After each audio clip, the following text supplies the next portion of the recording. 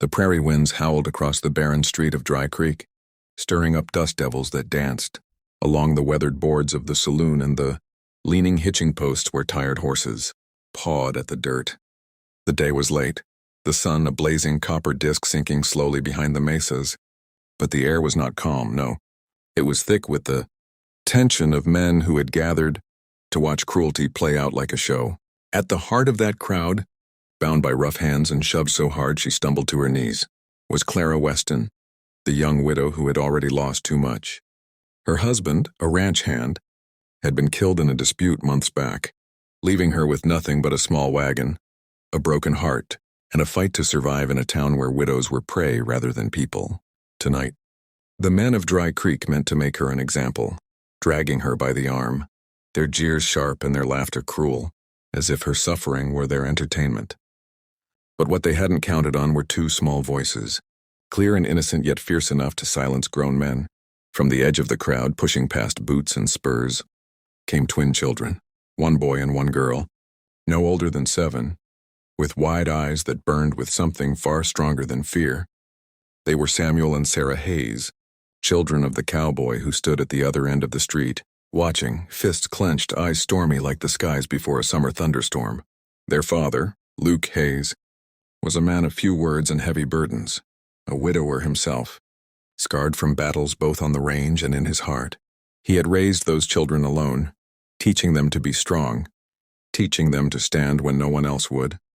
And tonight, as they looked upon Clara Weston, dust clinging to her skirts, tears streaking her cheeks, those twins did something no grown man in town dared to do. "We'll ask Daddy to marry you," Sarah cried, her little fists balled at her sides. "Then you'll be safe forever." The crowd fell silent for the first time, the laughter dying in throats, replaced with an uneasy ripple of whispers. Samuel echoed his sister, his voice steady though his small chest heaved. "If Daddy marries you, nobody can hurt you anymore, nobody." The innocence of their plea cut sharper than any blade. It wasn't a bargain nor a desperate cry, it was a declaration. In that one moment, Clara felt both the humiliation of her situation and the sudden warmth of hope, like a match striking in the dark. She turned her tear-streaked face toward the children, her eyes softening, though her lips trembled too much to form words. Luke Hayes stepped forward then, boots heavy on the dirt, his shadow stretching long against the twilight glow. His jaw was hard, the muscles in his arms taut, but it was his eyes that silenced the mob, the kind of eyes that had stared down danger 100 times before and never blinked.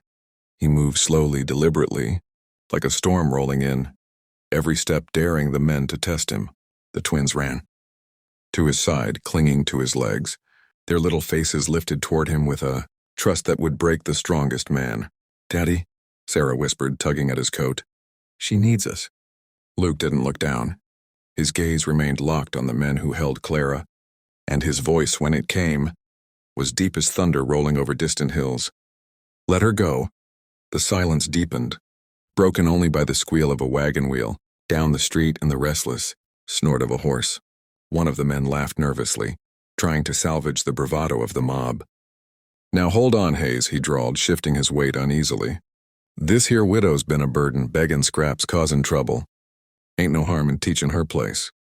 Luke's hand twitched toward his belt where his revolver rested in its holster. He didn't draw, not yet, but the meaning was clear in every inch of his stance. "Her place," he said, voice low and lethal. "Ain't yours to decide. Let her go."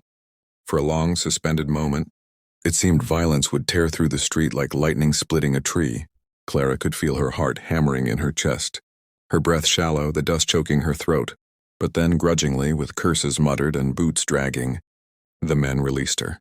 She fell forward onto her hands, coughing, but before she could even rise, small arms wrapped around her shoulders, Samuel and Sarah, clinging to her with all the determination their little bodies could muster. Luke stepped closer, offering his hand. Clara hesitated, torn between pride and desperation, but the look in his eyes wasn't pity, it was respect. Slowly, she reached up, her palm sliding against his calloused grip as he pulled her to her feet. "You're safe now," he said, quiet but firm. The mob began to scatter, muttering under their breath, some spitting into the dirt, others casting glares that promised trouble wasn't finished. But none dared stand against Luke Hayes, not tonight. He turned, leading Clara and the twins away from the crowd, away from the jeers. As they walked, Sarah slipped her hand into Clara's, looking up with a grin so pure it melted every crack in Clara's wounded soul. "Don't worry," she whispered. "Daddy will marry you and then we'll be a family.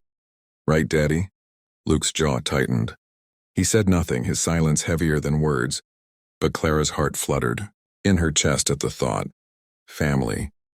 The word had been stolen from her months ago, yet here were these children, offering it back without hesitation.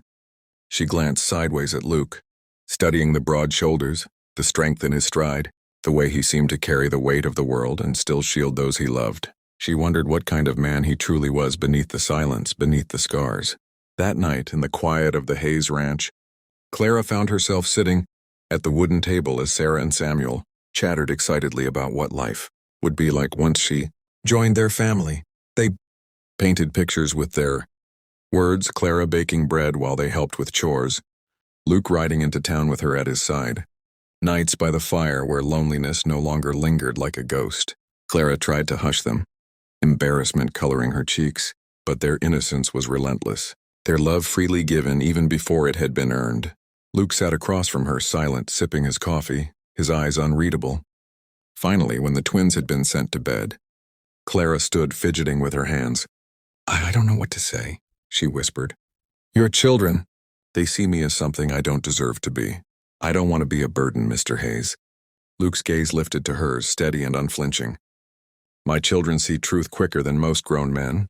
They see you need someone, and they're right." He set his cup down, leaning forward. "I ain't promising marriage, not yet. But I'll promise this, you won't be dragged through the dust again. Not while I'm standing." Clara's throat tightened, tears threatening once more.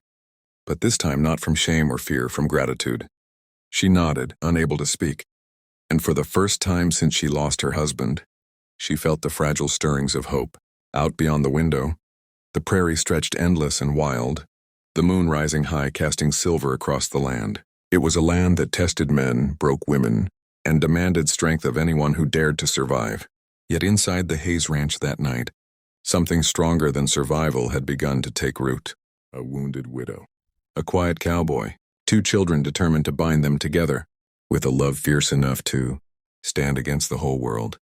And though none of them knew what storms tomorrow might bring, one thing was certain: when the twins had spoken their innocent truth on that dusty street, a story had begun that would change all their lives forever. The morning after Clara Weston first stepped into the Hayes Ranch felt like the first breath after a storm. The prairie lay quiet, dew shimmering on tall grass, and the smell of coffee brewing mingled with the scent of earth warmed by the rising sun. Clara stood at the back porch, hands wrapped around a tin cup, watching Samuel and Sarah chase each other barefoot in the yard, their laughter floating through the crisp air like music. It was a sound she hadn't realized she missed, the sound of children, unburdened by sorrow, free in a world that so often tried to crush joy. But peace was fragile in Dry Creek, and even as Clara sipped slowly, she could feel the weight of yesterday pressing in, the mob's cruelty, the way the men's eyes had judged her, and the fragile protection Luke Hayes had offered without ever promising more. Inside, she heard his heavy steps on the wooden floorboards, steady as if the world's troubles could never shake him. He joined her without a word, leaning against the porch rail, his hat low over his brow, gaze fixed on the horizon. For a long while, silence stretched between them, not uncomfortable but thick, with things unsaid. Clara finally spoke, her voice quiet but edged with worry. "They won't stop," she said. "The men from town. They'll come again. They don't forgive women who don't bow their heads." Luke's jaw tightened, his eyes narrowing at the horizon. "Let them come," he said simply, but Clara heard the storm in his tone. He didn't speak threats lightly, and she understood he meant every word. Still, part of her ached at the thought of more violence shadowing the children's lives. The twins ran to them then, Samuel breathless and grinning, Sarah clutching a wildflower she'd plucked from the grass. "For you," she said, pressing it into Clara's hand. "So you'll smile." Clara's heart caught in her throat. The kindness of children, so pure and freely given, was something she had nearly forgotten after months of scraping through survival. She knelt, hugging Sarah close, whispering, "Thank you, sweet girl," while Luke watched from above, something unreadable flickering in his eyes. Samuel piped up suddenly, his small voice strong with conviction. "We told everybody already. Miss Clara, we told them you're gonna marry Daddy." Clara gasped, nearly dropping the flower, and looked up in alarm. "Samuel," she began, but Luke's low chuckle cut her short. It was the first time she had heard such a sound from him, rough and short-lived but warm enough to chase the cold out of the air. "You two run along," he told the twins. "Chores don't wait." The children scampered off, leaving Clara to rise slowly, cheeks burning, her heart a confused tangle of embarrassment and an emotion she dared not name. "They mean well," Luke said, still watching the horizon. "They see things simple, maybe simpler than you or I ever could again." Clara bristled slightly, struggling to keep her voice steady. "I don't want them thinking, expecting something that isn't true. I don't want to intrude." Luke finally turned, his eyes meeting hers with that steady, storm-gray intensity that had unsettled her from the start. "You're not intruding. You're alive, you're breathing, and that's more than some folks would have let you be. My kids know the value of that. Don't rob them of hope just because you're scared to carry it." His words struck deep, stirring both gratitude and fear inside her chest. She wanted to argue, to remind him she was nothing but a widow with no land, no money, no power, but his eyes silenced her. He wasn't a man given to speeches, yet when he spoke, the world seemed to listen. Later that day, Clara busied herself in the kitchen, kneading dough with hands that had once been delicate but were now roughened by hardship. Sarah hovered at her elbow, eager to help, while Samuel swept the floor with more enthusiasm than skill. It was a scene so ordinary, so painfully domestic, that Clara's heart ached at how much she wanted it. She had dreamed of such mornings once, with her late husband, with children they never had the chance to raise, but fate had stolen those dreams.